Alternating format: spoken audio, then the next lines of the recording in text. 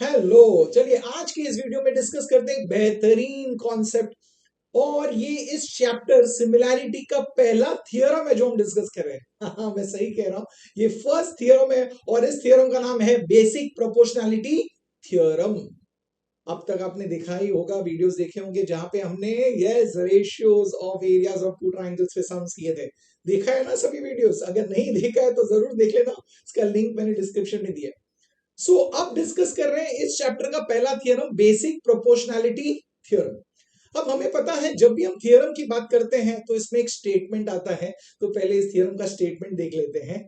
तो ये रहा स्टेटमेंट, पढ़ लेते हैं क्या दिया है। If a line parallel to a side of a triangle intersects the remaining sides in two distinct points, then the line divides the sides in proportion. Okay, statement पढ़ के समझ में आए होगा, कुछ कुछ पार्ट तो समझा ही होगा। तो एक चीज बहुत इंपॉर्टेंट है स्टेटमेंट में, हमने दो वर्ड्स देखे हैं, इफ एंड देन। और हमें पता है इफ एंड देन अगर मिलता है, अगर स्टेटमेंट में है, तो हमें गिवन और टू प्रूफ को आइडेंटिफाई करना बहुत इजी हो जाता है। इफ और देन के बीच में जो आता है उस पार्ट को हम बोलते हैं गिवन, और उससे हमें समझ में आता है कि हमें क्या ड्रॉ करना है। तो चलिए देख लेते हैं क्या दिया है। Line parallel to a side of a triangle, that means सबसे पहले हमें पता चल गया कि हमें क्या ड्रॉ करना है, एक ट्राइंगल की जरूरत है। तो चलिए एक ट्राइंगल ले लेते हैं और उस ट्राइंगल को नाम देते हैं ट्राइंगल एबीसी। यहां पे कहा गया है a line parallel to a side of a triangle, that means इस ट्राइंगल के एक साइड के लिए एक पैरेलल लाइन ड्रॉ करते हैं। अब ट्राइंगल में तो तीन साइड्स है, ए बी है, बी सी है, ए सी है, तो कोई भी एक साइड कंसीडर कर लीजिए और उसके लिए हमें एक पैरेलल लाइन ड्रॉ करना है, एक लाइन जो उस साइड को पैरेलल। तो हम कंसीडर करते हैं let's say BC. So BC को पैरेलल हमें एक लाइन ड्रॉ करना है। पर देखिए आगे क्या बोला है, a line parallel to a side of a triangle intersects the remaining sides in two distinct points. That means वो जो लाइन हम ड्रॉ करेंगे बीसी को पैरेलल, वो रिमेनिंग टू साइड्स मतलब बाकी के दोनों साइड्स, अभी हमने बीसी कंसिडर किया है तो बाकी के दोनों साइड्स कौन से हैं, ए बी एंड ए सी। तो वो लाइन ए बी और ए सी को इंटरसेक्ट होना चाहिए, वो इन दोनों लाइंस को इंटरसेक्ट करना चाहिए, ऐसा हमें बोला गया है। ओके, ए बी और ए सी को इंटरसेक्ट करेगा एट डिस्टिंक्ट पॉइंट्स, मतलब अलग अलग पॉइंट पे। तो देखिए यहां पे, अब देखिए इस लाइन को, ये लाइन एल है जो बीसी को पैरेलल है, वो ए बी और ए सी को दो अलग अलग पॉइंट्स पे इंटरसेक्ट कर रहा है। तो चलिए हम उस पॉइंट्स को नेम दे देते हैं, एक पॉइंट है डी और एक पॉइंट है ई।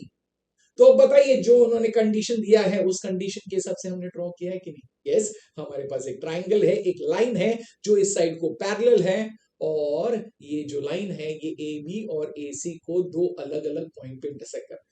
दैट मीन्स गिवन में जो दिया है हम समझ गए और उसके हिसाब से हमने ड्रॉ कर लिया। अब बताइए, इजी था। Very good. तो हमें समझ गया इफ और देन के बीच में पड़ गए कि हमें क्या ड्रॉ करना है। ओके, जो ड्रॉ किया है वही हमारा गिवन है। दैट मींस हम क्या लिखेंगे, इन ट्राइंगल एबीसी हमारे पास है line L which is parallel to BC, ये हमें दिया गया। अब ये दिया गया है तो रिजल्ट क्या है, रिजल्ट कहां से समझेगा, दैट मींस टू प्रूव कहां से समझेगा, वो समझेगा हमारे पास देन के बाद। तो देन के बाद दिया गया है then the line divides the sides in proportion. Then, then मतलब इसके बाद ये जो लाइन है, ये जो लाइन है मतलब लाइन एल, ये दोनों साइड्स को प्रोपोर्शन में डिवाइड कर रहा है। अब प्रोपोर्शन का मतलब क्या है, प्रोपोर्शन का मतलब होता है इक्वल रेशियोस। तो यहां पे बोला गया है ये लाइन डिवाइड कर रहा है इन साइड्स को in equal ratios. Very good.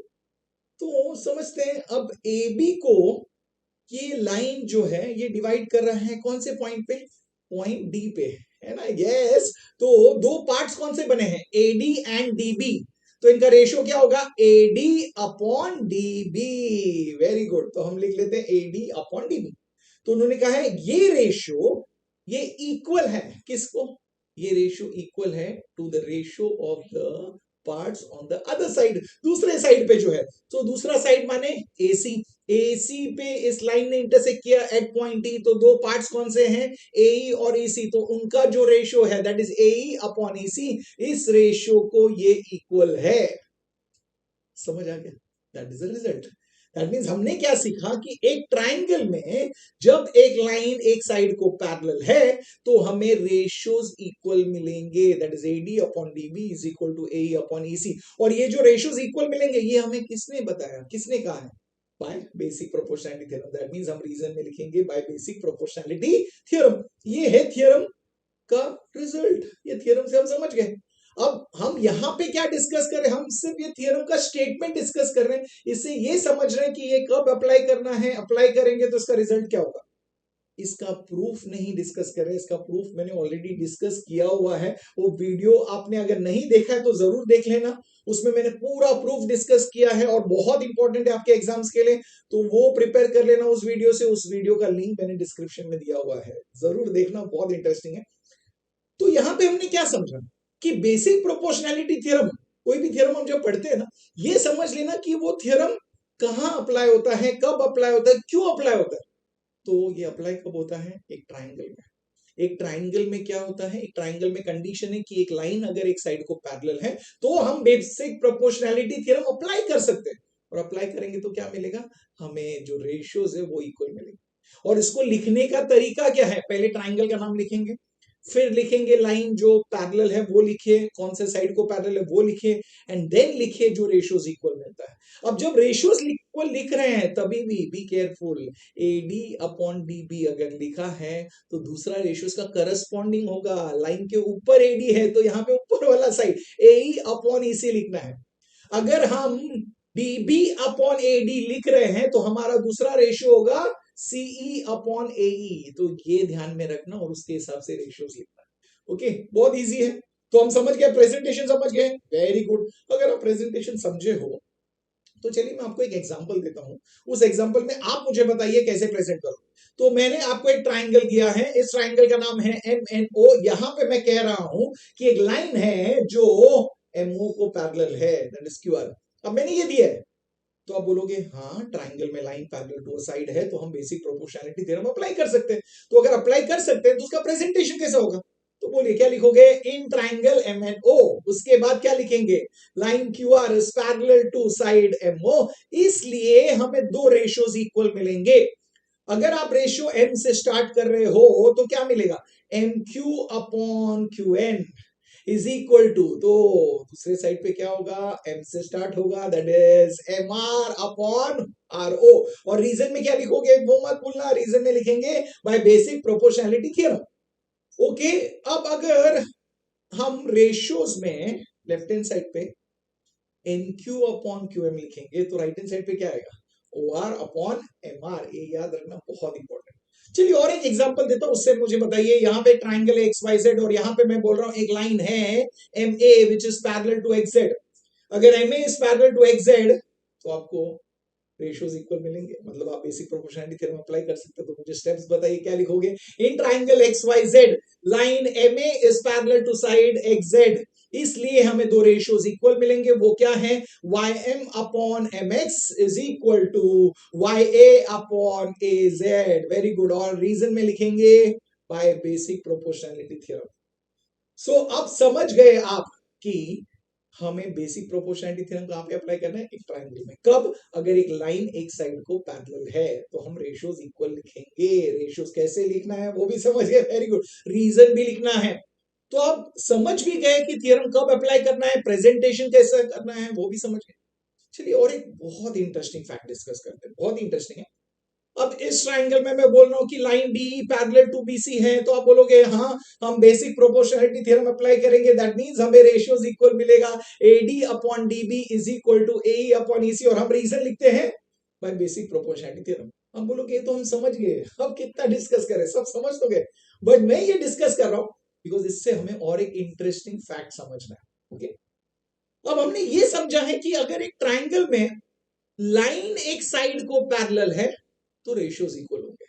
Triangle में लाइन पैरेलल है साइड को तो रेशियोज इक्वल, लाइन पैरेलल तो रेशियोज इक्वल, लाइन पैरेलल तो रेशियोज इक्वल।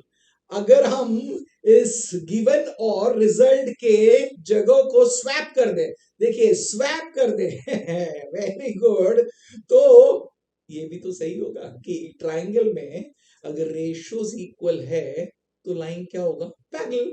बट अब ये बेसिक प्रोपोर्शनैलिटी थ्योरम तो नहीं है, ये क्या बन गया, बेसिक प्रोपोर्शनैलिटी थ्योरम का कॉन्वर्स।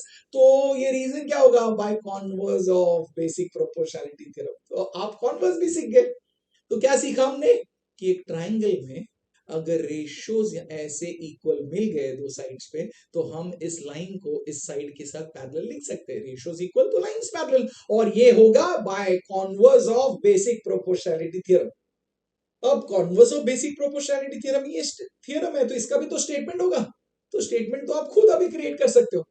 समझ गए हो, इंग्लिश तो आता ही है तो स्टेटमेंट तो क्रिएट ही कर सकते हैं, बहुत इजी है। तो हमें पता है कि रेशियोज इक्वल है तो लाइन पैरेलल है, राइट।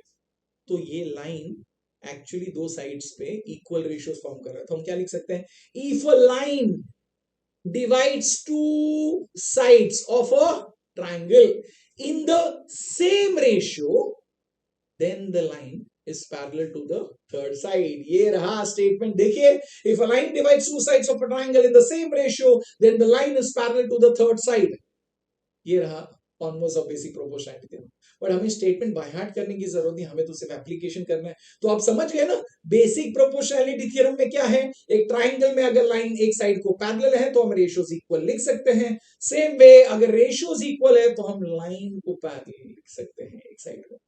तो आप समझ गए कहां पे हमें बेसिक प्रोपोर्शनैलिटी थ्योरम अप्लाई करना है, कहां पे हमें कॉन्वर्स अप्लाई करना है। तो कॉन्वर्स कैसे है, अगर एक ट्राइंगल है, हमें लाइन पैरेलल टू साइड बताना है, तो आप बोलोगे हाँ, अगर हम इन रेशियोज को इक्वल बता दे, अगर वो इंफॉर्मेशन दिया है हम बता दे इक्वल, तो हम लाइन को पैरेलल लिख सकते हैं, और रीजन में लिखेंगे by converse of basic proportionality theorem. तो अब समझ तो गए होंगे, सब समझ में आ रहा है, वेरी गुड। तो आपको अच्छा लगा है, समझ में आ गया है, तो वेरी गुड। तो आप इस वीडियो को लाइक कर सकते हैं। अब तक मैं जो स्टडी पैटर्न बता रहा हूं, मैंने जिस तरीके से बताया कि आपको कॉन्सेप्ट पढ़ना है, कॉन्सेप्ट के बाद उसके सम्स करने हैं, वो भी मैंने बोला है, yes, basic level, mid level, then beautiful sums. So ये अप्रोच आपको समझ में आ रहा है और आपको ये फायदेमंद भी लग रहा है, आपको लाभदायक लग रहा है, तो चैनल को सब्सक्राइब जरूर कीजिए। तो अगर अब तक नहीं किया तो अभी के अभी कर लीजिए, और आपके फ्रेंड्स के साथ भी शेयर कीजिए, सो दैट उनको भी इसका लाभ हो। और मैं मिलूंगा आपको नेक्स्ट वीडियो में और एक बेहतरीन सम के साथ।